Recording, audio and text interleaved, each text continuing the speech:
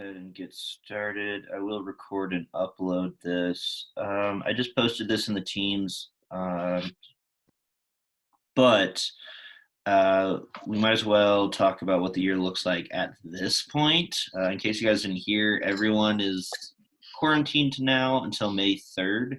So it's not just y'all and a few other classes, it's the whole school. So I am going to stream today and tomorrow, and tomorrow's a homework check day, so that's kind of extra important. Uh, and Friday there will be no stream. I will send out a link to is that chapter 24's translation quiz? It probably is. I will find out for sure by tomorrow. But then next week we don't have school Monday, so everyone has a day off. It's a 3-day weekend, and we'll come back and I'll just stream Tuesday, Wednesday, and Thursday. And I'll probably have a homework assignment due that Thursday. So it'll be 3 streams that week, 2 this week, since I was a hall monitor yesterday. We couldn't even stream yesterday. And then we'll come back. We'll all come back on the 3rd. And I don't think I even have to knock on wood because like what could possibly prevent that from happening if everyone's out of the building for 2 weeks.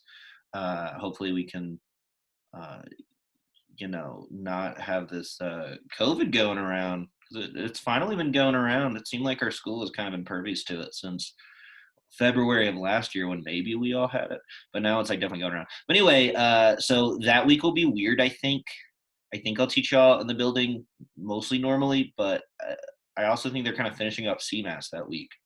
So it might get a little disrupted, or just LTA in general might be a little weird that week. And then we come back for truly our last normal week, the second week of May, because we'll probably be doing what? Let's see, 25. We'll be like finishing 25. I might show y'all 26, but that's probably kind of where we stop. And then the second and last week of May is review week, and then you take your final, which will probably be on like roughly chapter 17, 18 to 24, 25. Yeah, and that's the year, and then we'll get to that summer break. So depending on how you feel about quarantine, this is maybe lame, maybe kind of good, but it seems like it's actually this time the last quarantine of this school year, and then we'll be able to kind of finish finally when we come back. All right, guys, I won't make this long, though technically I probably should use the full 50 minutes given that, what was it? I guess I saw y'all last Thursday, and I would have streamed. Why didn't I stream Monday? Let's see. Did I stream Monday? Sorry, I'm like trying to remember something now. Yesterday was Tuesday, and that was the hall monitor situation. Maybe I did stream and I just forgot it. No. Anyway, let's get into it. Make sure you have your notebook out because we're going to be looking at a very difficult reading, and I'm just going to be kind of going through it. I don't know who's here, so I like please interrupt me if y'all have questions or if you can answer something. But otherwise, I'm going to go through like 5 or 6 lines of this Julius Caesar thing. This is from his De Bello Gallico about the Gallic War, which we know some things about. He spent like 8 years or so in and around France and sort of Germany as well. It starts to be Germany on the side, conquering these people, and he was writing it down as he went. He had a amanuensis, which is a fancy word for a guy you dictate to and who writes everything down, who definitely impacted the style that it's written in. So it's not all just Julius Caesar writing, but it is basically Julius Caesar. So he's not just a warlord, but he's actually a bit of a poet. Not technically, it's not really poetry. But anyway, okay, so y'all did this vocab last, or was that Monday? Yeah, okay, Monday was a quiz. Now I remember. All right, and I've entered, I think, most people's quiz grade, and I might have entered a 0 if you didn't have one, just to say like, hey, you need to do this. But that's still in team, so do that. So yeah, Friday will in fact be a translation quiz on the Lectiones due tomorrow.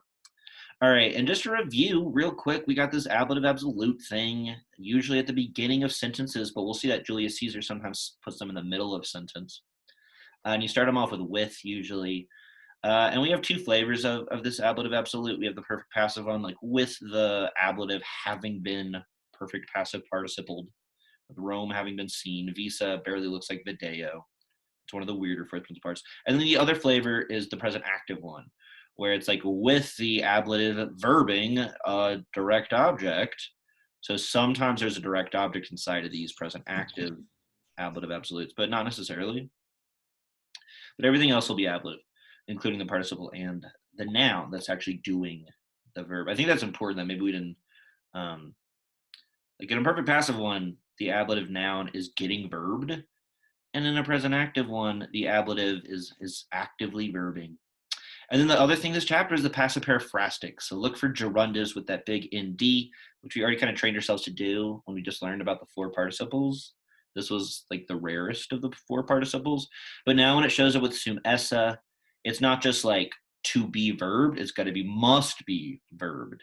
So it's more of an obligation than just a normal gerundive. And you might even see a dative in a sentence like this, and that would be the dative of agent. And you translate it with by, as in, like, if Carthago delenda est, Carthage must be destroyed. But if you added Cicerona, oh wait, he needs to be dative, so it'd be Ciceroni, macaroni. He would be a dative of agent there. So it'd be Carthage must be destroyed by Cicero. All right, let's get into this story. Again, try to focus on the words and not necessarily the words I put here. So I'm going to put words that y'all should write down to the left, whereas chicken person is going to be saying the words that are actually glossed just for the story, but we don't officially have them ourselves. But anyway, this is, I remember when I did this with the ninth graders last fall, we all were like, wow, this seems like really difficult Latin. Because it is, I mean, this is very authentic Latin. I think they tweak a couple things here and there to make it to where we don't have so much vocabulary that we don't know.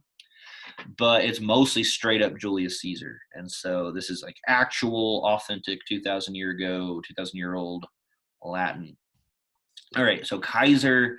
Equitatis is this word for cavalry. It should look like equus to you, but it's not just a horse. It's like a whole bunch of horses.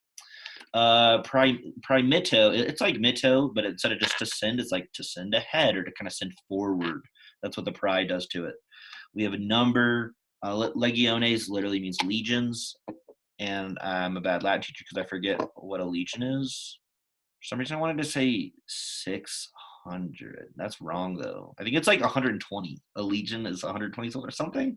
Oh my gosh. I'll look it up after this. The more you know. Duco, to lead. Post, after. We have the word for army, exercitus there. And then impedimenta means kind of like a barricade. And that verb at the end means to place. Anyway, so Caesar, and then we see equitatu primiso. I know since this is new vocab, it's going to be hard for you guys to come gloss that on the spot. But equitatu from equitatus, second declension. Wait. No, that's got to be fourth. Yeah. Chicken Boy was just hasty there. But this should be, because there's actually a decent amount of people. So guys, please ask questions or interrupt me. I feel like I sound so boring when it's just me talking. So it helps if people are like asking things, I guess. Equitatis is it's gotta be fourth because I think this is ablative, and then next to primiso, that is an ablative masculine perfect active participle in the ablative once I add that macron, and so that's a little ablative absolute. And so yeah, they don't have to be the first part of the sentence. So this would be like Caesar, with the cavalry having been sent ahead, led 6 legions. So it's not really a difficult sentence at all. It's just that it's got some words that we've never seen, and it's an ablative absolute in a slightly weird place, but the commas make it really friendly. Like, think how scary the sentence would be if you didn't put the ablative absolute in commas. I think it'd be weird, at least. Yeah, that would throw me off. Anyway, it's almost like if you knew this was ablative, you would use with anyway, like at first thinking maybe it's just an ablative of means, like Caesar with the cavalry, and then you see a perfect passive participle, and you're like, oh, it's like describing that ablative. So with the cavalry having been sent. Yeah. So that makes me think an ablative absolute is kind of just like an ablative of means that has a participle buddy. But anyway, So after this, or okay, so post sometimes means after if it's talking about time, but sometimes it can be like behind, as in place. So after this, he placed or they placed. That's all this verb means. Like a barricade. The army did it. So the army placed a barricade behind all of them, basically behind them. That Aos would be them. Okay, cool. Sounds cool. Let's get into this a little more. Let's do like 3 or 4 more. They placed a barricade of the whole. So I know that sounds a barricade of the whole army. That is a little weird, actually. So it's not the army doing it. This must be genitive fourth declension. I was not being good about macrons when I made this. Yeah, and it's going with Totius. I see. Totius is genitive as well. They placed a direct object barricade of the whole army. That sounds weird. In English, obviously, we probably wouldn't actually want to use of. A barricade. You want to say like against, which is an English, a Latin word for against, like ob, or contra. I don't know why they didn't do that, but maybe that's not quite the sense. Anyway, that's a little weird. I'm gonna actually just keep it as of. I think people know what the sense is there, even if it sounds a little weird. Equites nostri flumina transito cum hostium equitatu prolium cum miserum. Okay, let's gloss. Well, we can do gloss here. So we have this is a word for knights. I don't know why Chicken Boy didn't gloss it, but it's again, it looks like horse, so it's not. Like if equi is horse, equus, what is it? Equites, right? I don't know what the singular looks like, but equites, equitum is a knight. And then we have noster, nostrum, so y'all should know that. Glad I don't do the speech bubble anymore. That was not a good idea for legibility purposes. It means hour. And then flumen is river, which is kind of new, right? I think that is kind of recent. And like you could probably guess what this means, but transio, transire is basically to cross, or almost like to transition, but kind of just cross, with something about an enemy in the genitive, equitatu, something about cavalry in the ablative. Prolium is a word for battle, and this means to it can be to engage. We've seen it as more just like straight up commit. But so our cavalry, and the pattern is the same here. And then we have an ablative absolute with the river having been crossed, with the ablative having been perfect passive participle. So it's the same style ablative absolute in the first 2 sentences. So Caesar just loved those ablative absolutes. With the river having been crossed, what did our knights do? They have engaged a battle, or like they started a battle, they committed to a battle with the cavalry of the enemy. And even here, like this word order is kind of weird. It's kind of different. It's kind of thing you need to get used to when you deal with authentic Latin, which is equitatu is the object of cum, but there's this genitive possessive thing in between them. So it's not with the enemy, it's with the cavalry of the enemy. But that might be a little tricky for someone who's just used to elementary textbook Latin. All right, guys, let's do a little more. I'm wondering how y'all feel about the full school-wide quarantine. I honestly don't get it. Like, we probably could have kept going in the building, and I'm allowed to go back in the building, but I mean, it was just 9A and 7B. So it's kind of like, why not just go all out, I suppose. All right, 2 more sentences. Identitum just means like again and again. And I don't think you'll have Silvus, weirdly. It's come up before, but Silvus, or Silvi, rather. Weird. I thought it was second declension. It means forest.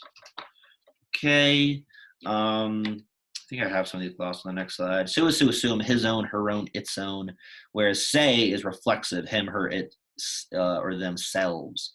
Recipiebant is just going to mean to retreat. So actually, recipiebant plus say means to retreat. We're going to take it as retreat.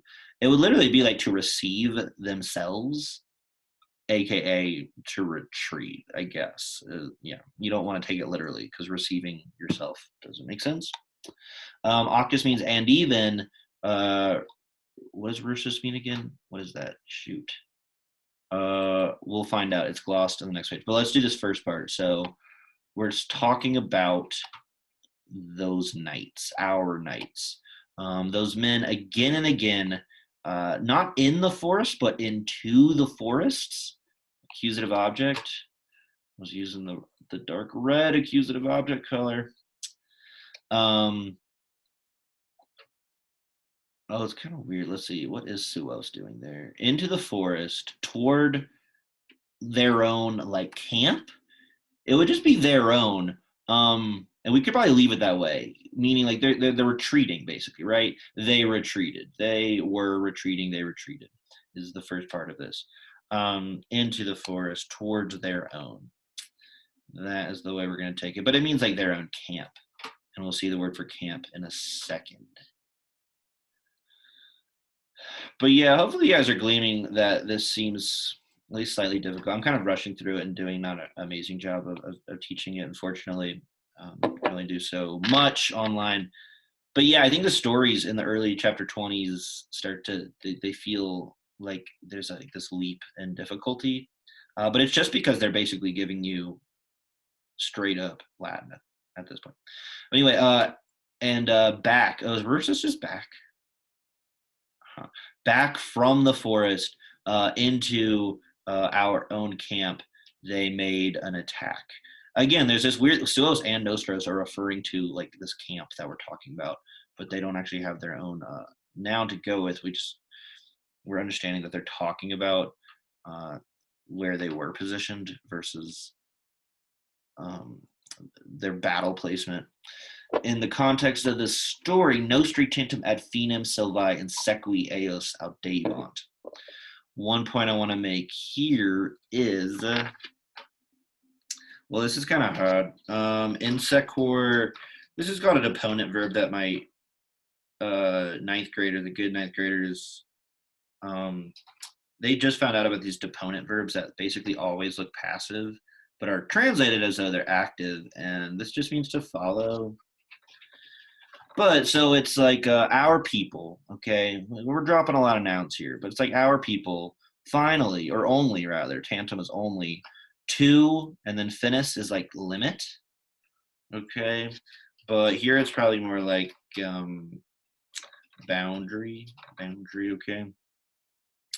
To the boundary of the forest, then we have audeo. Someone turn their mic on and tell me what audeo means, and I'll give you $1,000. To dare. Yeah, good job. To dare, yeah. So this is just like our people, only to the boundary of the forest dared to follow. So only dared to follow them to the boundary of the forest. You probably want to put that before this little prepositional phrase right here. Yeah, but so that would take a note. Like y'all don't have this verb. It looks like a passive infinitive, but you actually just kind of translate it like a normal infinitive. And that would be something you'd understand with a note. Let's do this, and then I guess we'll kind of call it a day. I'll make sure that we have a good homework check tomorrow. I mean, we could, let's see. It's just that this story is really long. Let's see. Okay, ubi is like where, right? Usually where. Prima, first. Impedimenta, barricade. Nostri, our. Exercitus, army. Ab, from. At east is probably them. Okay. But what's my verb? I'm seeing a lot of stuff where first the barricade, oh, maybe like our barricade or the barricade of our army, meaning I repeatedly am leaving the macrons off these fourth declension U's. If you remember fourth declension, which this is one of our only fourth declension words, gets the macron U over genitive singular, nominative plural, or accusative plural. But right next to nostri, I think they're genitive. But what's their verb? Because starting here with qui, I have a relative clause that would last until latebant. Okay? Don't forget about relative clauses. They're weirdly like my favorite grammar. I don't know why. But it looks like the verb for the main clause is actually visa sunt. And even that could be something that throws you off. But we talked about at the beginning of the video that visus is the fourth principal part of video.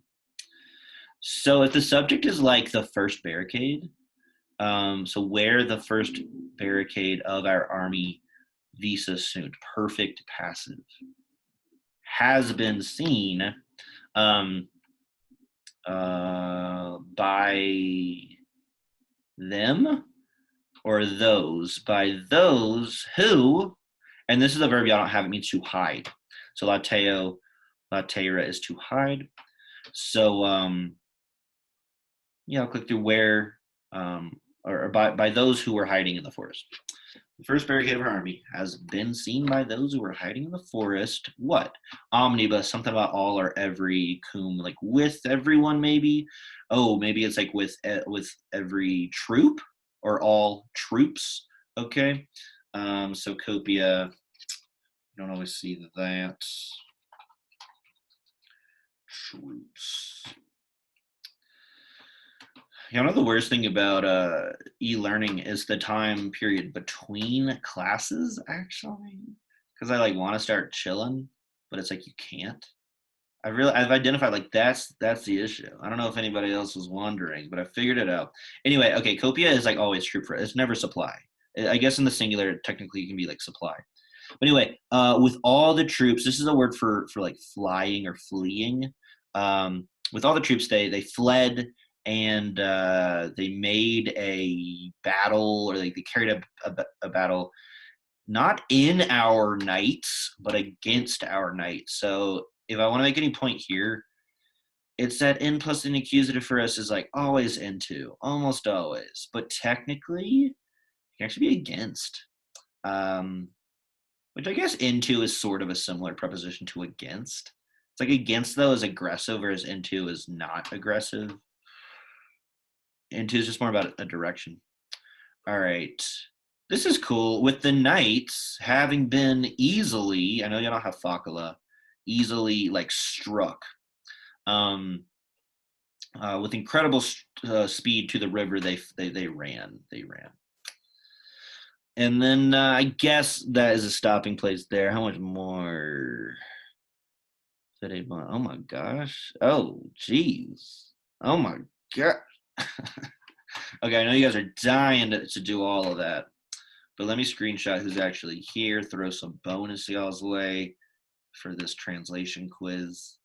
But I hope you guys are feeling okay about the adverb absolute and the passive paraphrastic, because it's not bad. But, oh yeah, okay, something about y'all Zoom, like I don't know where my, like, oh, okay, if I hit escape, this comes up.